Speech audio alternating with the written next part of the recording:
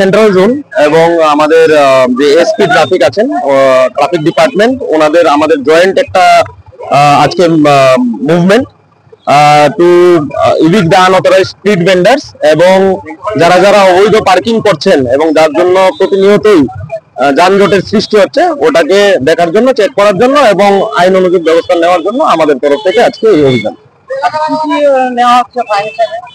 Fine হিসাবে আমরা actually single use প্লাস্টিকেরও fine করছি। যারা আনঅথরাইজড স্ট্রিট ভেন্ডার্স আছেন ওদেরকেও পিউনিটিভ অ্যাকশন নেওয়া হচ্ছে এবং ট্রাফিক ডিপার্টমেন্টের তরফ থেকে ডিএসপি সাহেব আছেন, এডিশনাল এসপি স্যার আছেন, ওনারা আইন অনুযায়ী মোটর ভেহিকেল অ্যাক্ট অনুযায়ী ব্যবস্থা নিচ্ছে।